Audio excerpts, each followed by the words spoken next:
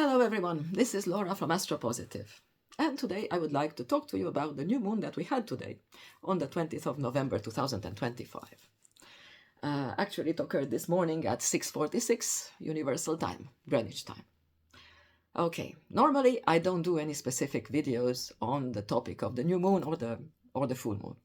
I cover this in my weekly forecasts, okay? But this time I had to come because this new moon is such an extraordinary new moon, in so many respects, that I simply had to do a video especially for it.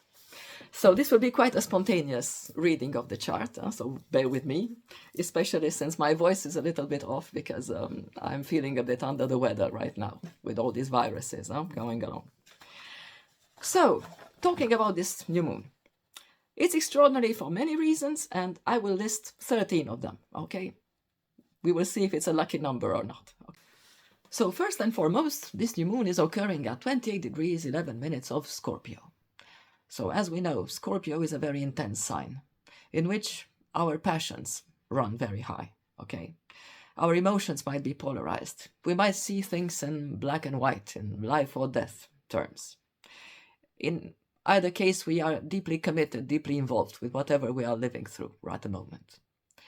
Well, with Scorpio, there is a side of it where we can be confronted to feelings of loss, to feelings of decay, of endings, like we might lose something. Because also, it might be a voluntary loss, because Scorpio is also very concerned with cleansing, with living the healthiest lifestyle possible. And it's a sign that likes to purge, okay? Purging means also getting rid of unnecessary, superfluous things in our life. And this purge is there in order to allow us to focus and to hold on only to the bare essentials, to what we love and value the most. This new moon is also conjunct Mercury, and Mercury is right now retrograde in Scorpio, and it's so close to the sun as to actually being Cazimi. Well, Cazimi it's a term that comes from ancient Hellenistic astrology. That is roughly meaning that the planet is at the same degree as the sun. When a planet is getting close to the sun, it's said to be under the beams, so it's becoming less visible. Okay. This is physically true because when we look at the sky and we see any planet close to the sun, it gets covered, so to speak, by the rays of the sun, and we cannot see it. But when a planet like Mercury is within the heart of the sun, so Cazimi, at the same degree as the sun, it means it identifies itself, its powers, with our the light of the conscious mind, which is the sun. Meaning that right now we can see things clearly.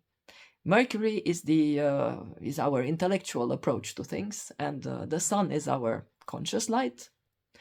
And together it means that we are able to finally see things from an objective standpoint, okay? Especially as Mercury is retrograde, so it's going back over the past, over what happened during the past few months. And right now we can take an enlightened decision about whatever happened these past months.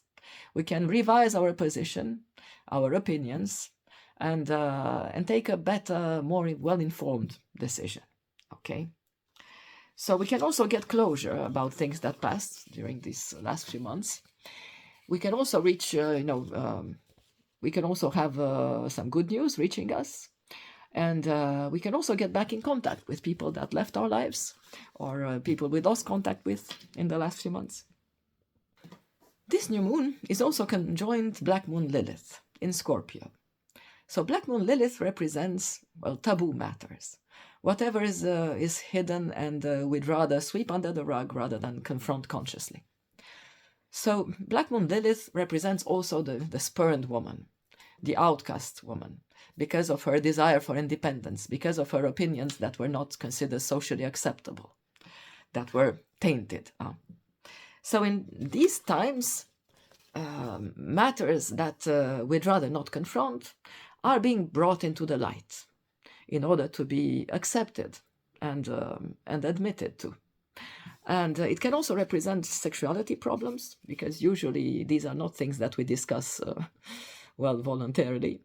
It also represents a place of lack, of something that is missing in our life that we cannot obtain no matter what, okay?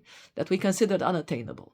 And right now, with this conjunction to the new moon, all of a sudden, we get very clear about what's missing, and also we find means to get there, actually, to get what we most want, basically. Okay, this new moon is also opposite Uranus, which is retrograde in Taurus. And Uranus, as we all know, is very sudden and unexpected developments, sudden breakthroughs. With this opposition, we can feel like a jolt for independence, like the appeal to become independent ourselves, especially in material terms, as this is happening in Taurus. And we might also have feelings of losing something, because Uranus is retrograding in Taurus, and wherever Uranus passes, it can cause havoc. But probably the main message here is breaking free from a situation. Something is happening all of a sudden from the outside, because, well, opposition means external energies. And whatever is happening is changing the situation. It's actually turning the situation upside down, so that we can finally, well, breathe and break free. This new moon is also trining Jupiter in Cancer, also retrograde. A trine to Jupiter is also always good news, because Jupiter is the great benefic, and in Cancer is the sign of its exaltation. It feels good there. It feels generous, magnanimous, and enthusiastic. And we likewise feel like we are full of good intentions, and feel like we are full of love for our fellow humans. And we might also see just instances of sheer good luck, you know. We feel at ease at last, and we feel like the tide has turned in our favor. Very nice feelings, and to be enjoyed right now. There is also this trine to Saturn retrograde also in Pisces. With Saturn, we might feel grounded, okay? There is the sudden breakthrough with Uranus. There is this streak of good luck with Jupiter. And this now can be inscribed into a solid, tangible result, a path to follow with the trine to Saturn. There is a solid foundation for whatever we hope for. And our hopes are actually quite big, because this new moon is also trining Neptune in Pisces. Neptune in Pisces is the great dreamer. There's a lot of idealism in this position, and there might be also some longing, because Pisces knows no boundaries. Whatever we long for transcends the realms of this world, actually. And with this Neptune in Pisces, it's a bit like downloading inspiration from the universe, because we aspire for more. As you can see, there is still this water grand trine that's been a feature for quite some time, and this time it is formed by the new moon in Scorpio, Jupiter in Cancer, and Saturn Neptune in Pisces. Okay, so this Jupiter-Saturn-Neptune trine is the basis for a water grand trine, and planets in Scorpio, first, the Sun, Mercury, Mars also, and then Venus to come right now, they are forming this grand trine together. So a water grand trine is concerned with emotions. Everybody is feeling more emotional now. But these emotions run in closed circuit, and that translates in reality as emotions that we keep to ourselves. Okay, maybe we feel a little bit like going like in a rut, like playing a broken record. But luckily this time, Uranus in opposition to the new moon is turning this grand water trine into a kite. And the kite is a structure that is quite harmonious, quite well balanced, and represents hope and drive. So with the Uranus at the apex, that means that external events that are changing are actually driving this situation to change, are actually pushing us further. Okay, so with the kite, we feel that we have hope, and we feel that there is a way out of the situation. It's like an escape valve that is manifesting right now.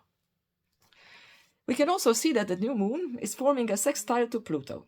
It's not exact, but it's still quite a valid sextile. And this is an empowering aspect. With Pluto, we can all feel that the power is within us, even though Pluto is not retrograde. But we feel that we are capable of doing great things, that we can accomplish what we set our minds to. We can all see that the outer planets from Jupiter, Saturn, Uranus, Neptune are all retrograde, okay? All except Pluto. And to that we can add that Chiron is retrograde and Mercury also. So that makes for 6 planets retrograde, which means it's a time for introspection, meaning that the situation has changed, but now it is time for us to integrate that change and, upgrade ourselves, so to speak, in order to align with the changes. There are several other aspects that are forming right now, that are being formed right now from other planets other than the new moon. For instance, Venus is trining the nodes. This is a separating aspect, but still valid. And with this, it's basically meaning good cooperation, good understanding, good feelings for our fellow humans. And we can simply feel more loving, and we can also find that we can make more beneficial contacts with people, supporting contacts that can be useful later down the road. And it might only mean simply love, feeling love. On the other hand, Jupiter is squaring Chiron there, and this is an aspect that will form itself another 2 times to come. And Jupiter, represents spirituality, and with the trine to Chiron, it might mean a crisis of faith. Okay, it's not really connected to the rest of the chart, but it's something to keep in mind, because our beliefs might change at this time, our worldview might change at this time. But the most important actual aspect formed by another planet, other than the new moon, is the opposition of Mercury to Uranus, which basically mean extraordinary communication. So a sudden breakthrough in communication, sudden news that are reaching us that we might have been waiting for a long time.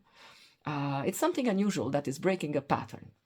Also, we have to keep in mind with Mercury retrograde, and especially opposite Uranus, that, changes in schedule are very common, and appliances, electronic gear might actually fail, might misfunction at this time. Generally speaking, we might feel like overexcited, like we are on the brink of something new, of an entirely new situation. We can also note that the moon right now is out of bounds, meaning that its declination is outside the normal, interval that the planets are evolving within. So with an out of bounds moon, we might feel that we have to behave in an unusual way, that we are breaking a pattern, really. We are encouraged to do things our own way, that it might also lead us to do things off the beaten track. And this is good because it's counterbalancing the excess of fixed energy right now that we have with all these planets in Scorpio.